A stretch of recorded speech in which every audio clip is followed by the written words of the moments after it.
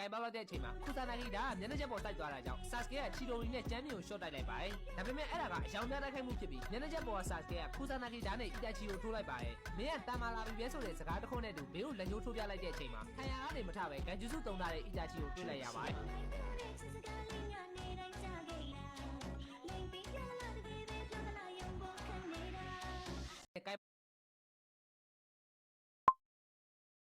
ကိုနိုဟာကလူတွေကတက်ပစ်ခဲ့တာလို့ဖိန်းကပြောပေမဲ့နာရူတိုကမကြားတော့ပဲသူ့ရှင်းနေမှာပဲသူ့ကိုချစ်တဲ့တငယ်ချင်းတယောက်ကိုရဲရဲဆက်ဆက်တက်လိုက်တာကိုမြင်လိုက်ရတဲ့အတွက်သူ့ရဲ့စိတ်ကိုထိန်းလို့မရတော့ပဲနာကျင်မှုကြောင့်ခန္ဓာကိုယ်ရဲ့မိစ္ဆာကချက်ချင်းထွက်လာခဲ့ပါတယ်။တောင်ရန်ဒေါသကြီးပါတယ်ဆိုတဲ့ကိုမီကိုဖိန်းကနာကျင်မှုကြောင့်သွားတင်ပြပေးလိုက်တဲ့ကြောင့်အနီအောင်ချာကရာတွေကထိန်းမရတော့ပဲချက်ချင်းလေးမီအသွင်နဲ့အဝေးကနေတိုက်ခိုက်လိုက်ပါတယ်။ဖိန်းကလည်းတန်လိုက်ဆက်ကွင်းနဲ့ကာထားလိုက်ပေမဲ့ကိုမီကသူ့ရဲ့လက်တွေကိုမြေထဲစိုက်ထားလိုက်ပြီးပေါ်လာတဲ့မြေသားတွေနဲ့ဖိန်းကိုဇက်တိုက်ခိုက်ပါတယ်။ခန်နိုဖိန်းကလည်းကာနေပေမဲ့အနားကိုရောက်လာပြီးထိုးချလိုက်တဲ့ကြောင့်ပေ20လောက်လွင့်သွားပါတယ်။ဒါပေမဲ့ဇက်တိုက်ဆိုသလိုအလုံးမပေးပဲမာပါတယ်ဆိုတဲ့တန်ချောင်းထုံနိုင်တဲ့ကောင်တန်ရိုက်သလိုရိုက်ထည့်လိုက်ပါတယ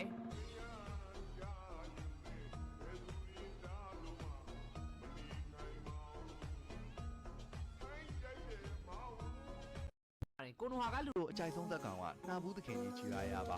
ါဂျီရာယာကိုရေးရဆွဲရတဲ့အချိန်ကသူ့အပြောဆုံးပဲလို့သိရပါတယ်ခရိုက်တာဟိုကခတ်ထန်တဲ့ခတ်ပုံပြန်တက်လာခဲ့ပါတယ်ခီမီမာတို့ကအိပ်ပျော်နေတဲ့လီကိုအေးအေးဆေးဆေးတတ်ဖို့လုပ်ပေမဲ့အုံမခွက်ကိနေကောင်ကအိပ်ပျော်နေရင်အောင်ရှောင်းနေပြီးဓာတ်ကိုခြေထောက်နှစ်ဖက်နဲ့ညှက်ထားပါတယ်ပြီးရဲ့နောက်ခီမီမာတို့ကသူ့ဘလို့တိုက်တစ်ချက်မှမထိရကြောင်းအံ့ဩနေပြီးသူအိတ်နေတာကိုလာနောက်ဆက်လို့လီရက်ပြန်တီးလိုက်တာကြောင့်အတီးတိုက်နေတဲ့ခီမီမာတို့လည်းတိုင်ပတ်နေပါတယ်အရက်မူးတိုင်းဆိုတာကမူးလေကျန်းနေဖြစ်ပြီးလီစာတောက်ဆိုင်မှာတောင်းကျန်းငယ်တုန်းကနည်းနည်းလေးတောက်မိကြဖြစ်တဲ့အပြင်ဂိုင်းဆန်ဆဲနဲ့နဲကြီးတောင်မနှဲထိန်ရတဲ့အခြေအနေဖြစ်ပါတယ်တကယ်တော့我们是被老在脖子上喜欢挂鱼牌，香炉供台上摆，长大才开白黄牌，虔诚拜三拜。ကိုင်ပေါက်တဲ့အချိန်မှာခုဆာနာဂီဒါမျက်နှာချက်ပေါ်ထပ်ပြီးတိတ်လိုက်ပေမဲ့အီတာချီကတော့အီတာချီပဲမို့ထပ်ပြီးတော့ကိုဝါနဲ့ရှောက်ထွက်သွားပါတယ်။အဲဒါကြောင့်နာရူတိုကအီတာချီကိုတိုက်နိုင်မဲ့သူ့ရဲ့ဂျူစုအသစ်တစ်ခုကိုသုံးဖို့ကြံစီနေတဲ့အချိန်မှာပြူနင်းနေကြလာပါတယ်။ကော်ပီနင်ညာခါခါရှိကအီတာချီရှယ်ရင်းကသုံးရတာအခက်တွေ့စေဖို့အတွက်ပြူနင်းရွာရဲ့ဂျူစုကိုသုံးလိုက်တာဖြစ်ပြီးအီတာချီကတော့လွယ်လွယ်ပဲ Fireball နဲ့ပြန်ရှင်းလိုက်ပါတယ်။အဲအချိန်ခါခါရှိကမြေတွေကနေထွက်လာပြီးအလစ်တိုက်ပေမဲ့အီတာချီကအေးအေးဆေးဆေးပဲပြန်ကောင်းတာလိုက်ပြီးနောက်ခါခါရှိကအီတာချီရဲ့ဂန်ဂျူစုတွေကိုရောက်သွားတဲ့အချိန်နာကျင်မှုကိုမခံစားရပဲအရေးကိုဝါတုံးထားတာဖြစ်နေပါတယ်我们是被老在脖子上喜欢挂鱼牌，香炉供台上摆，长大才开白黄牌，虔诚拜三拜，钱包里面都700。တောင်ပြောလိုက်ပါတယ်လေ့ကျင့်ရေးကူမှာတော့ဆာကူရာကိုဖမ်းချုပ်တာပြီးဒီနေရာကအစုံမဲ့စူကီယိုမီဖြစ်တဲ့အကြောင်းပြောနေတဲ့အချိန်နာရူတိုကတယောက်တည်းရောက်လာပါတယ်နာရူတိုရဲ့နောက်မှာလည်းမျက်နှာဖုံးနဲ့လူရောက်လာပြီးတွင်းနီစာလိုက်ကိုတောင်းတဲ့အချိန်မှာရုတ်တရက်ခန္ဓာကိုယ်တွေကနေထူးဆန်းတဲ့ခံစားချက်တွေရလာပါတယ်မျက်နှာဖုံးနဲ့လူကနာရူတိုဒီကဘာမှာရှိနေတာကိုသဘောမကျပဲချက်ချင်းတက်ပြစ်ဖို့လိုလိုက်ပြီးမျက်နှာဖုံးတက်တော်က6ကောင်ကိုလည်းထုတ်လိုက်ပါတယ်နာရူတိုကလည်းဒုက္ခရောက်ပြီလို့ထင်လိုက်တဲ့အချိန်ချာကိုရာဂျိုးတွေကသူ့ကိုဆွဲခေါ်သွားပြီးကယ်လိုက်တဲ့သူကလည်းအာခါဆုကီအဖွဲ့ဝင်တွေဖြစ်နေပါတယ်ဒါပေမဲ့နာရူတိုထင်တယ်လို့ရန်သူတွေမဟုတ်ပဲသူတို့ကဟိုကာကရဲ့တောင်းဆိုချက်အရနာရူတိုကိုကူညီပေးဖို့လာတဲ့ကျေးစားအဖွဲ့ဖြစ်တဲ့အကြောင်းပြောရင်မျက်နှာဖုံးရန်သူတွေနဲ့တိုက်ခိုက်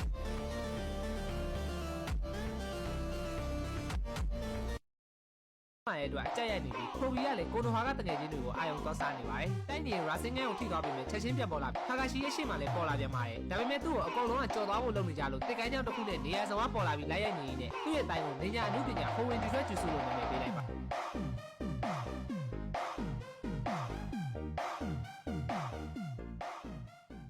လေကိုဝါးရီတယောက်ပြီးတယောက်ရှင်းပြနေပြီပဲရန်သူကဓာတ်နဲ့ခုတ်တော့မဲ့အချိန်မှာသူ့ရဲ့ဆန်ဆဲကလျှက်တစ်ပြက်ဝင်ပြီးကာပေးလိုက်ရပါတယ်ပြီးရင်တော့သူ့ရဲ့ကြောပိုးအိတ်ကိုချွတ်လိုက်တဲ့အချိန်မြေပေါ်မကျခင်မှာပဲရန်သူအနောက်ကိုရောက်သွားပြီးခုနိုင်နဲ့ထောက်ထားလိုက်ပါတယ်အဲ့အချိန်ကျမှဒီလူကကိုနိုဟိုင်းရဲ့နာမည်ကြီး Yellow Flag ဖြစ်ကြောင်းနဲ့သူတို့ရဲ့မြေတိုင်းပြည်ခေါင်းဆောင်က Yellow Flag ကိုမြေနာနဲ့ပြေးဖို့မှားတာကြောင့်ပြော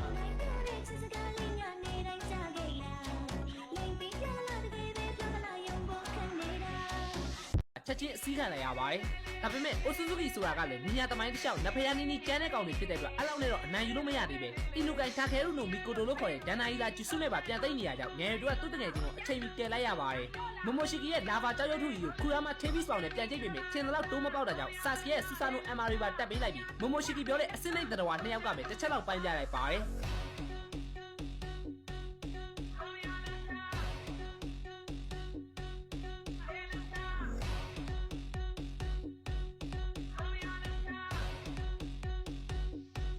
တဲ့ဂျီရိုင်းရဆာမာကရဲစွမ်းတက်တီနဲ့ပြည့်စုံတဲ့သူဖြစ်တဲ့အကြောင်းပြောပြပေးလိုက်ပြီးဘိုရူတိုနဲ့ဟီမာကလည်းသူတို့အဖေရဲ့ငငယ်ရပုံတွေကိုကြည့်ရင်လည်းဟီနာတာအမြဲပြောပြလေးရှိတဲ့ဦးလေးနဲကြီးရဲ့ပုံကိုပါတွေ့လိုက်ရပါတယ်။ဒါပေမဲ့ပုံတွေထဲမှာ Sasuke ကမပါတာကြောင့်ဘိုရူတိုကသူ့ဆီကငငယ်ရအကြောင်းကိုလည်းသိချင်တယ်လို့ပြောပေမဲ့ဟီနာတာကတော့အဲ့အချိန် Sasuke ရဲ့ drama မရှိပေမဲ့ငငယ်တည်းကအရန်တော်တဲ့သူဖြစ်တဲ့အကြောင်းအနေငယ်ပဲပြောပြလိုက်ပါတယ်။ဘိုရူတိုကတော့ Sasuke ရဲ့ဓာတ်ပုံတွေကအဖိုးကြီးတဲ့အများကြီးပိုပြီးလမ်းတဲ့အကြောင်းပြောရတဲ့ဟီနာတာကတော့ဂျီရိုင်းရဆာမာဆိုတာ Sasuke ထက်ရောဘိုရူတိုရဲ့အဖေနဲတိုထက်ပါတန်မာတဲ့ရှင်နိုဘီတယောက်ဖြစ်တဲ့အကြောင်းပြောပြလိုက်ပါ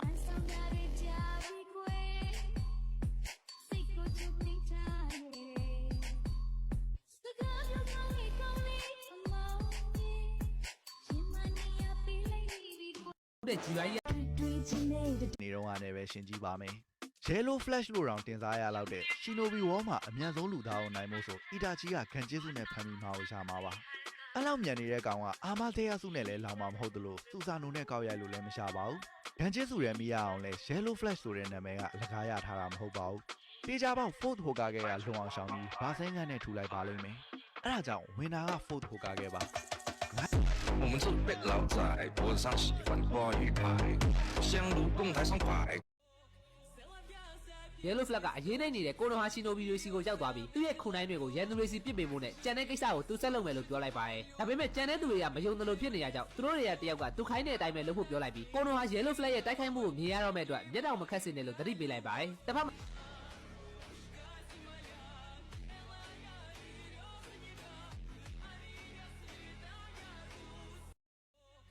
သူကမတိုးလို့ကြောက်တာမှန်ပေမဲ့ Hokage တွေထဲမှာတော့ Fast နဲ့ Naruto ကလွှဲရင် Itachi ရဲ့ခံကျေးစုကိုကောင်တာနိုင်တဲ့သူမရှိပါဘူး။ရှေရှေဝေးဝေးတွေ intro ဝင်မနေပဲအစင်းလိုက်လေးစားလိုက်ပါမယ်။ပထမဆုံး Fast Hokage ဘာမှပြောစရာတော့မလိုပါဘူး။ Itachi ရှုပ်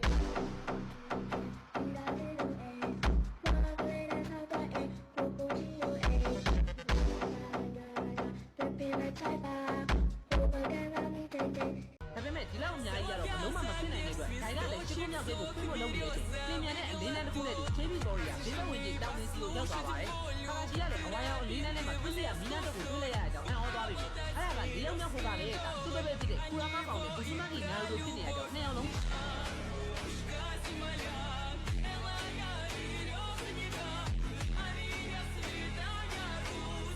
ဒါပေမဲ့ဒီလောက်အများကြီးကတော့ဘလုံးမှမဖြစ်နိုင်တဲ့အတွက်ဒါကလည်းချင်းမြောက်တဲ့ကိုဖွင့်ဖို့လုပ်နေတယ်။ပြင်မြန်တဲ့အလင်းလန်းတစ်ခုနဲ့တူ KB Warrior ဘေးဘက်ဝင်ကြီးတောင်နေစီကိုရောက်သွားပါတယ်။ခါကြီးကလည်းအဝါရောင်အလင်းလန်းထဲမှာပြည့်စရာမီနာတို့ကိုတွေ့လိုက်ရတဲ့အကြောင်းအံ့ဩသွားပြီ။အဲ့ဒါက၄ယောက်မြောက်ဖို့ကလည်းဒါသူ့ဘက်ပဲဖြစ်တဲ့ကူရာမကောင်နဲ့ဘူစီမာကီနာရိုတို့ဖြစ်နေရကြောင်းနှစ်ယောက်လုံး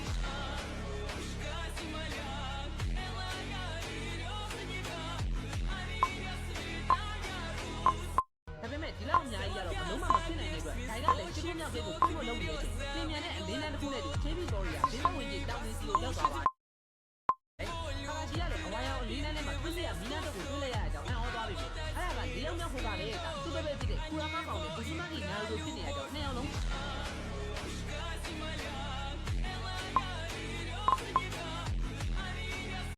ဒါအဖြစ်ပေါ်ပြီးသားပါကိုနိုဟာရဲ့အကျန်းဆုံးအဖွဲ့ဖြစ်တဲ့ Legendary Team 7 ရဲ့ခေါင်းဆောင်နာမည်ကြားတာနဲ့ရန်သူတွေဖိမ့်မိတ်တုံအောင်ကြောက်ရတဲ့ White Fang ရဲ့သားဂျိုးစုပေါင်း1000ကျော်ကိုကော်ပီထားတဲ့ကိုနိုဟာရဲ့ကော်ပီနင်ဂျာ Sharingan no Kakashi က Itachi နဲ့တွေ့တော့စက္ကန့်ပိုင်းအတွင်းခံကျစ်စုရဲလျှောက်သွား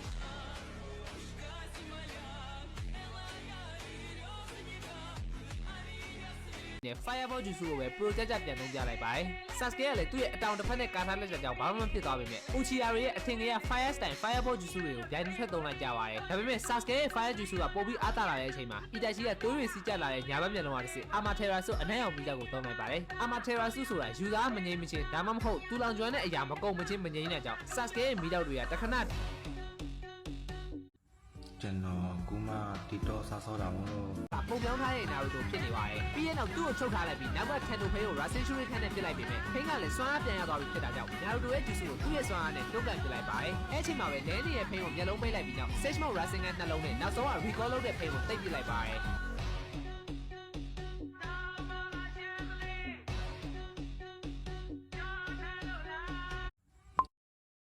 ကိုင်ပါလာတဲ့အချိန်မှာကုသနာကြီးကမျက်နှာချက်ပေါ်တိုက်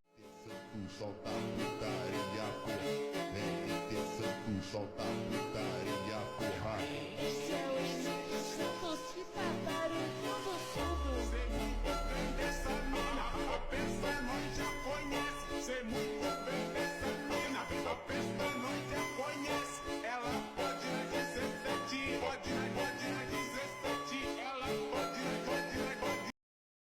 ကျောင်းသူကျောင်းသားတိုင်းလှုပ်ဖူးတဲ့အရာများစာသင်ချိန်တွင်အကြောင်း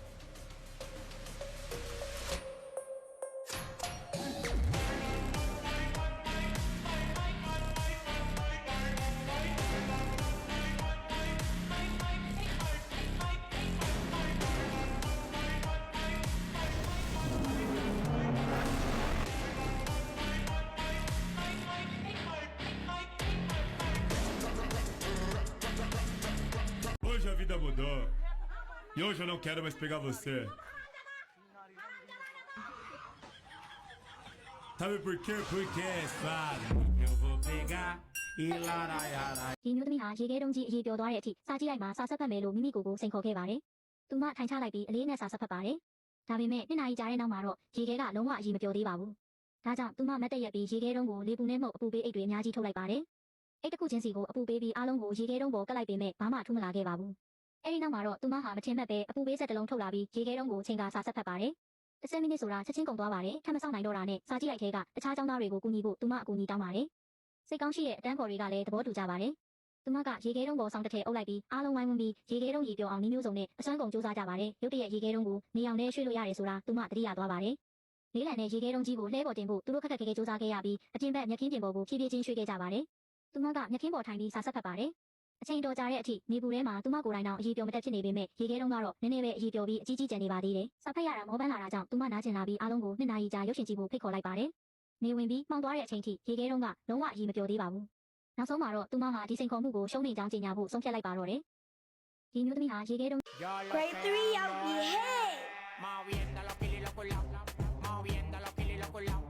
moviendo los kilos los culados. Que levanten la mano los que tengan todo, moviendo los kilos los culados. Yo lo Grade sé, 3 ရောက်ပြီဟဲ့ moviendo los kilos los culados, moviendo los kilos los culados, moviendo los kilos los culados. Que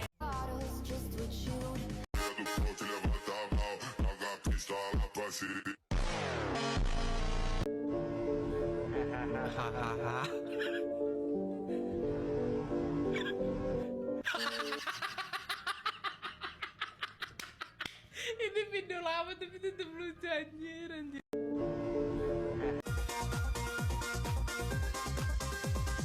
Searching for a man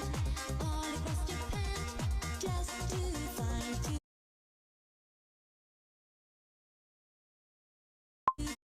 မျိုးသမီးဟာသူမရှိကကဘာကြီးဟာအတူရောင်ဖြစ်နေနိုင်တယ်ဆိုတာကိုရုတ်တရက်သတိပြုမိသွားပါတယ်။သူမဟာညာဘက်လက်ကိုဆန့်ထုတ်ကြည့်လိုက်တဲ့အခါအတားအဆီးကိုအလွယ်တကူပဲဖြစ်ကျော်သွားနိုင်တာကိုအံ့ဩ I think we could work it out နေ့စီပိုင်းမှာဖြုတ်သွားတာဗျာ